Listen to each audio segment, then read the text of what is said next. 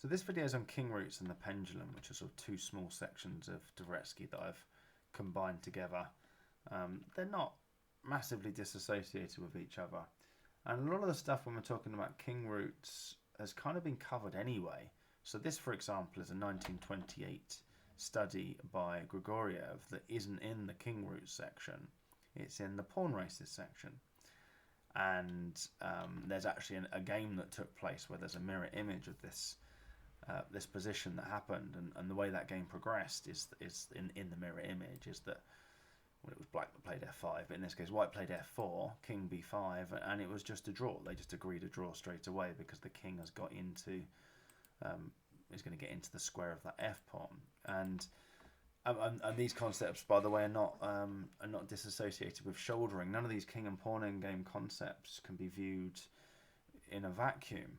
It's just they're all good to understand, and wow, collectively, if you understand them all together, I guess the idea is you then be a good chess player. So the winning move here, which again I've already covered in a different video, was on pawn races, is king d4, and now you're going to shoulder the king away. If the black king does something daft like goes to b5, you just shoulder it with king d5. So black kind of has to push the pawn, we push the f pawn, and there's your key. King comes back to c3. You force the king onto the checkable square, and this particular one ended up with black losing their queen. So similar, but now we're on a theme of king roots, and you can see from the two starting positions, if I go back, you've got that starting position there. That's a study by Grigoriev from 1928. And incredibly, this is a study by Grigoriev from 1928. I strongly suspect that one study influenced the other. I mean, they look incredibly similar, and a lot of the ideas are the same. It's just that we're now onto king roots rather than pawn races.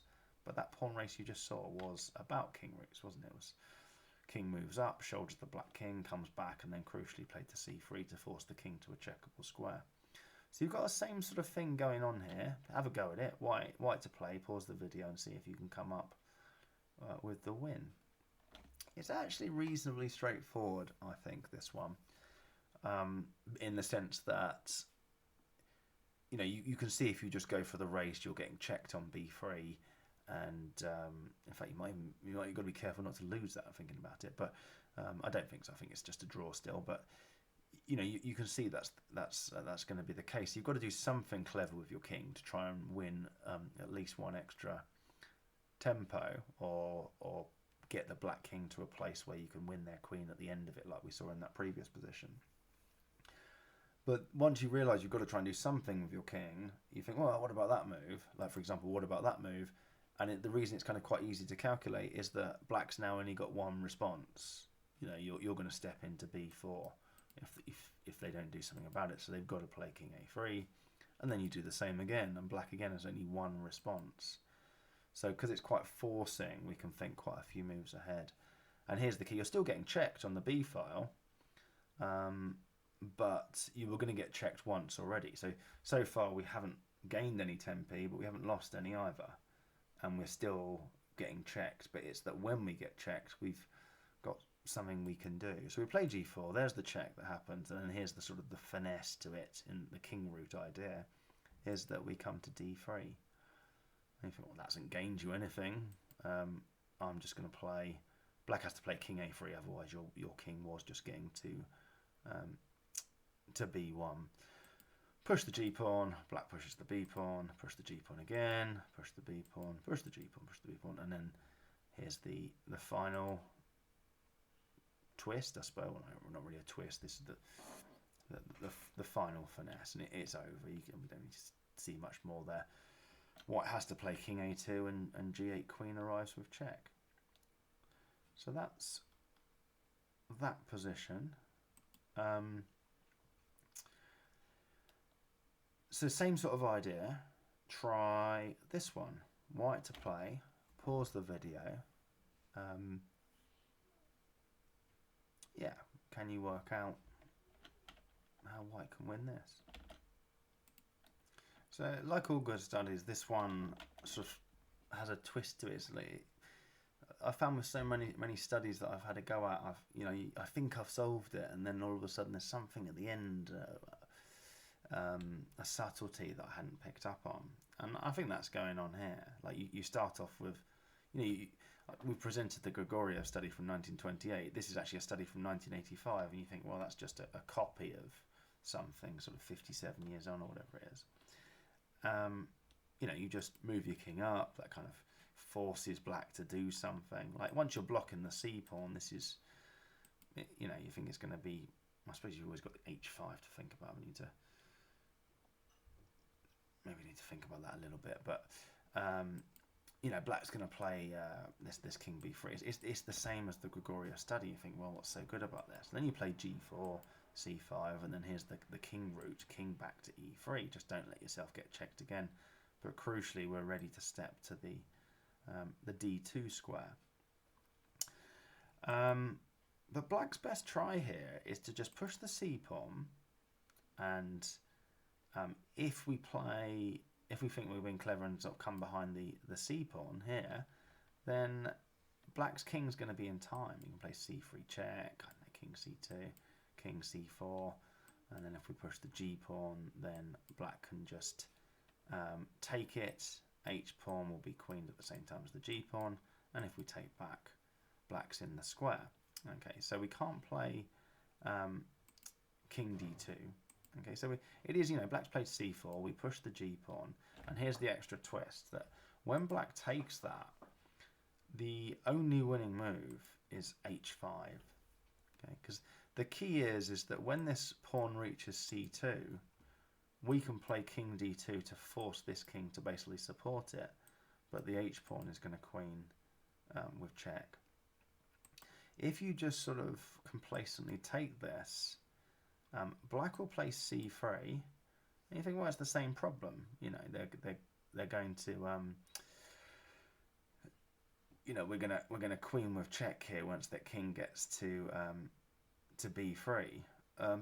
But when first of all, if we played king d3, black doesn't mind playing king b3 because we've just had to waste a king move. Like we can see, that's kind of a waste of a king move because we need to end up on d2 anyway. So black will play king b3, push the g pawn, and we're not getting the check. Okay. Whereas if we sort of leave the king on e3, earmarking it to come to d2. So as in you just push the g pawn expecting this, and yeah, now you would queen with check. Okay, because the idea is that black needs their king on the third rank to push the c pawn, because they need to meet king d2 with king b2. So they've got to play king b3. But now it's in a checking place, so you think, well, that's sort of the same sort of thing. But there's a finesse to this that you needed to see as white, that a trick that black has is up his sleeve here, which is king a3, just a little zigzag.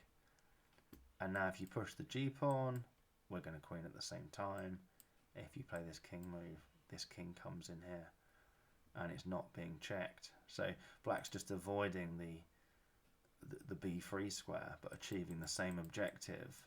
As basically the objective is, I'm going to move my king to white's third rank, and then push the c pawn, which is going to queen unless white plays king d2, in which case I'll play king b2. That's the objective. But there's two ways to achieve that objective, because you can get to b2 from there, and you can get to b2 from there. So king a3 was the little finesse that went on there. So back in this position, h takes g5 is a draw, but the b2 square, which is going to be crucial for black to promote that c pawn, is also a square they're going to get checked on. So h5 wins. I mean, what does black do? I mean, you can see that pushing either of those two pawns isn't going to do anything. I mean, for example, g4, h6, g3, h7, g2, that's clearly over. And if you push the c pawn, we're going to go h6. Black has to bring their king to the third rank, because if they just push the c pawn, you're going to play king d2. So they'll have to bring their king to the third rank, so that when they play c2, you can play king. They can meet your king d2 with king b2.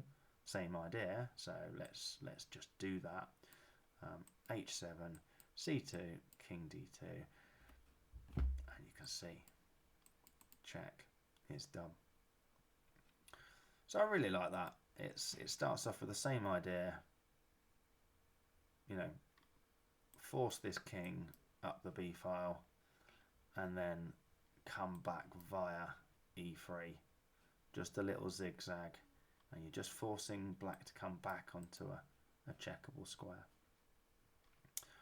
Right, next, this is a study from 1952. But we're about to see, again, two studies from 1952 by the same guy. I kind of don't want to pronounce his name because I'm absolutely certain that I'm not pronouncing it correctly, but it's Moravec.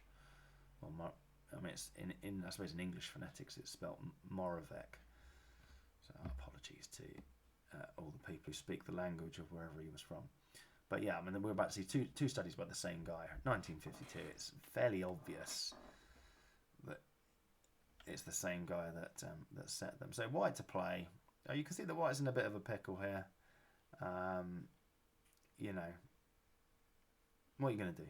White, pause the video and have a go at it.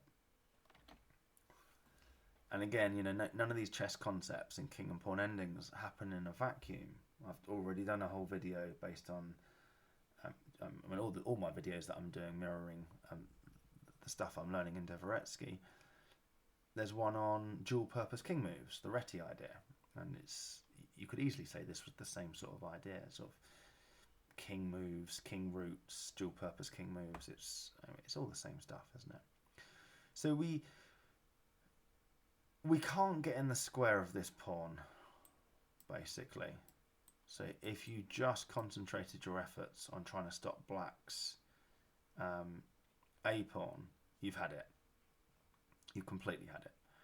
So yeah, that sort of gives away what you've got to try and do. And if you just push this e pawn without moving your king, you've had it.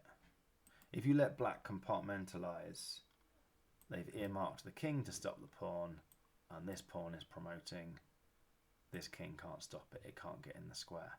So the only thing you can do is to try and gain the one tempo you need to get in the square by threatening to support this pawn. So you make one move towards the black a pawn. Here are your three choices for one move towards the black a pawn, and it's fairly clear which one is dual purpose. Which one? You might not even know at this stage, by the way. Like if you've had this in a game and you're in time trouble, you have to play a move towards the black a pawn, and you would have no idea. Even if you did have no idea if any of those moves is going to help you, this looks lost, right? You think, oh, this is lost, but I need to do something. You know, I'll try something. I'll move towards the black a pawn. There's only one move that makes sense that could even stand a chance of offering, you know, the dual purpose idea that you need to get that extra move, which is just king g4. You know, and if black pushes the pawn, we come to f5. Black still might think, well, you know, I'm going to push the a pawn, and when you play e6, you still can't stop me getting to e8, so I don't know what your plan is here, mate, sort of thing. And then here's just the reasonably similar to the last position, an added finesse to it.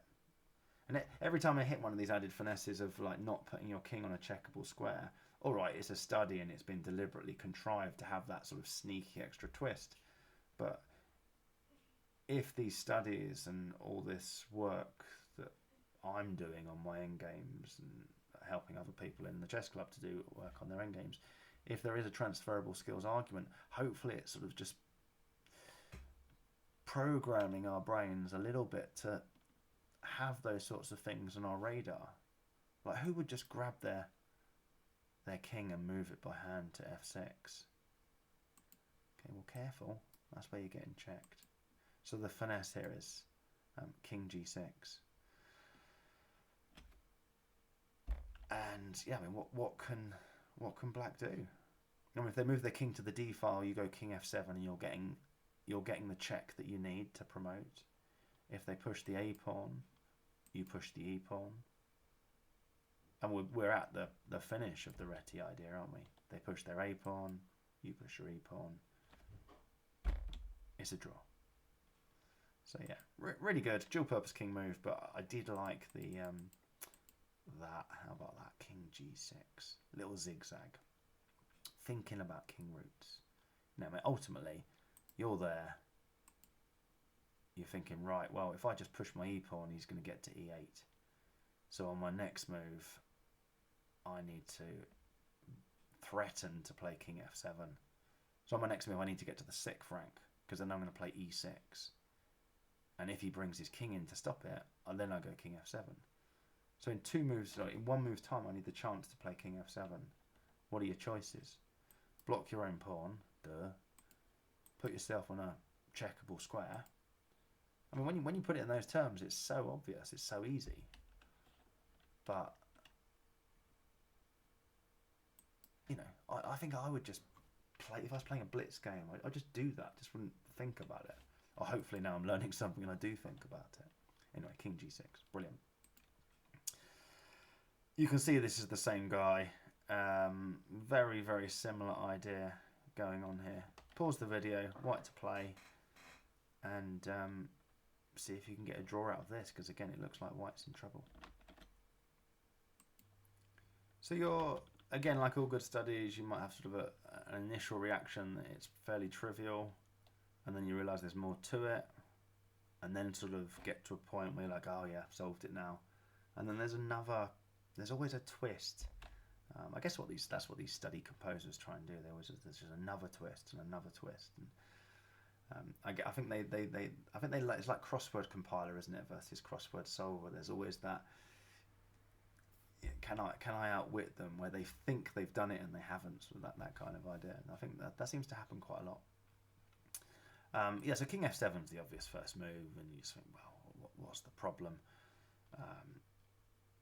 I mean, black's ahead in the pawn race, but in fact, if black just pushed the pawn there, I think white's going to win that pawn race, aren't they? Because they're going to get one check there, which is the extra tempo they need to win the pawn race. Black would actually have to be very careful there not to put their king on a square where the queen is going to get picked up, because e8 queen is going to be met with a1 queen. So don't put your king, like you wouldn't want to put it on c6, for example, where e8 queen check could not be met by a1 queen. Anyway, we're not going to get any of that. What's going to happen here is that black's going to try a king route themselves, just like in the opening Grigoriev position. So we see king d6, king f6, king e4, king f5, and now black's done this deliberately, just like in the first position. They brought your king to f5.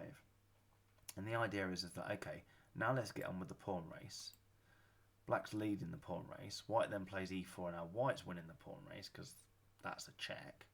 But then black plays this sneaky zigzag where, where white's going to have to waste at least one king move, putting black in the lead in the pawn race again. So it carries on, e5-4, e6, a3. Now if the e pawn gets pushed, white obviously loses, because black will play king d7 and pre-move king e8. And this pawn is queening independent of, this king would hold this pawn up, and that king is clearly not going to stop the a pawn. So white's got to play a king move at this stage, because in a minute when they play e7, they've got to meet king d7 with king to f7. And again, the move you just sort of play, maybe not here, but in other circumstances, just play by hand. So, I've got to get my king to f7. There you go. That's king to f7. So the way the human brain thinks about the distance, but they're the same distance as a king moves. And if you're in any doubt whatsoever about whether this position was the same guy as the previous one with that extra twist at the end, I mean, you might not even regard it as a twist here, because it's fairly obvious actually. If you had this position in a game now, I think as long as you were determined to not lose it, you'd find the right move by process of elimination, wouldn't you? E7 clearly loses. King F6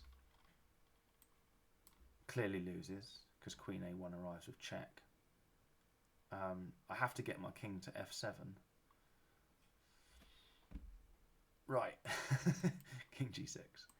A2. E7. Draw. You know, the king comes into stop. Draw. I don't even think black needs to be careful here. I mean, the first thing I would think of is here is, oh my god, don't lose this. But as it happens, I don't think either of D6 or C7 white can do anything in particular. Right, the pendulum. Here's an example of the pendulum. This is a fairly trivial example of the pendulum. I mean, there's not really much going on with king roots anymore. White hasn't really got enough space to force black up the board and then do some sort of clever king root back via h3 to f1. This, even if they did, I think this pawn's just way too far away from queening. So it looks like white's in big trouble, but it's a fairly easy draw, which I think you'd find just by accident. It's one of those annoying positions. If I had this position as black, I would probably have seen a move or so ago that this is going to be a draw by the pendulum. But even when I get to it, and my opponent had never even thought about the pendulum or never seen it before, they're going to find the draw because it's all they could think to do. You know, what could you do here? Well, let's stop f4. If you're even playing some really basic chess player who just sees that black's got to move and thinks, right, let's stop that, and then I'll think about what next. They'd get here and they go, right, well, now I need to stop f4 again. I need to get my king back to f1. And once your king lands on f1, you're fine. So yeah, this is called the pendulum, sort of the back and forth. I mean, obviously, if black pushes the f-pawn, we can just march that one off as a distraction. I'll probably be a bit careful here. I'm going to just glance at the engine just to check. I just went to check, so does a4 draw as well, because it probably. But I was thinking I'll play king f1 just in case would be my feeling, because then it's clearly drawn. But actually, it's the only drawing move, so king f1 is the only drawing move. So that's called the pendulum, the sort of the back and forth. And then Dvoretsky goes from that. He's just sort of dropped this one in as an exercise. So even knowing the pendulum is the theme, it still takes some working out, this one. I really enjoyed this one. It's white to play, and obviously, well, reasonably obviously, white's going to be happy with a draw at this point. Put it this way, if I was white and black had just offered me a draw, I would say yes, absolutely, because this is not looking good. But white to play, can you come up with the draw? Pause the video and have a go. The first move's fairly obvious. If you don't bring your king down the board, we're going to see c1 equals queen in 5 moves. You've got to be ready to play king b5 after your next move. So, king a6 is the fairly obvious first move. And then black could start bringing their king in, king e2. And now you've got a choice of how you hit that that a pawn. One of your choices draws, sorry, and the other one loses. And hopefully, if you pause the video already at the first move, you surely have got to this stage. If you play king b5, black wins with king d3. They've got you in a. You want this position with white to move, basically. I mean, what do you even try here? You know, king takes a4. This c pawn just runs. I mean, there's just nothing you can do. So king b3 would see c4 check, king b2, king d2, it's over. And if king b5, the c pawn pushing still just just wins. Your c1 queen is going to be met by a7, isn't it, there? And then just play queen to c8. So that position there with white to move, white's in big trouble. I mean, if you make a run for the c pawn, I mean, you can see you're dead there, can't you? 1, 2. You're going to get nowhere near c1. 1, 2, 3, 4. So, yeah, I mean, you're 2 moves away from stopping black playing king to b2 there. Well, c3, I suppose, was the square you needed to get to, but you're just nowhere near it.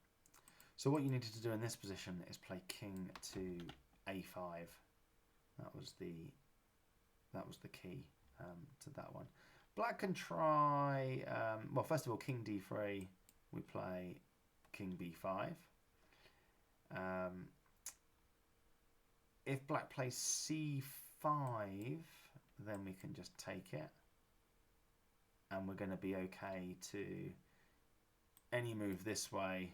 We can sort of come around the back like king c3. We can just play king d5, and we you know, the black can't do anything now to stop us getting 2 files to the right of their king. So we're going to box them in. So for example here, that's going to be a draw. I think black's got sneakier tries though as well. We've got c6, and then we see king b4. c5 check would result in the same position. So we might see, I don't know, king d4, but now we take the a pawn, and when black pushes c5, this is where the pendulum's going to come in. We go there, threatening king c2, so black plays king d3. We go to b2, threatening king c1. Black plays king b2. There's the pendulum. So going all the way back to this position, that was if black tried c6. What else could they do? I think everything else is just going to transpose. I think it is, isn't it? Because the point is they've got to bring their king up. That was the annoying thing.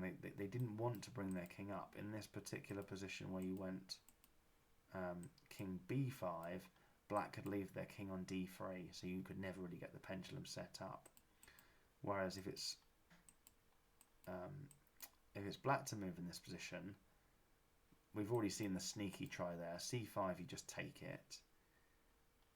Actually, we haven't already seen the sneaky try there, have we? Oh, yes, we have. Yeah, king b4 is the clever answer to that. If they play king d4, I think that's going to transpose. Yeah, we're back into the same pendulum. Is there anything else to say? I feel like I might have missed a variation. What could black try from here? Because they don't have to play king d3, do they? I suppose they could go c5 straight away. Could they? Does that do anything? Not really. c5 takes.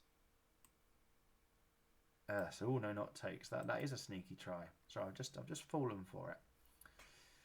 c5, yeah, c5 is a sneaky try actually, because if we take, again, black hasn't had to waste a move coming up the board. So I think that's back to the original position. We've transposed to the original, just sort of blunderbuss run for the a pawn. So c5 is actually quite a sneaky winning try here, and white has to play king b5 and come and collect the c pawn. And we look through c6. Yeah, so c6 we can take on a4 and king d3. Then we get this king b5. That's when they can play the sneaky c6 check, king b4, and then we get the pendulum.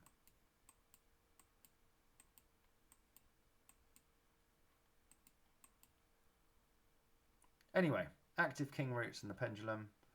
Hope people find that useful. It's a bit of an overlap as well, like I say, with overlapping with dual purpose king moves. And yeah, none of these sections are studied in a vacuum. And yeah, I think I'll call it a day there.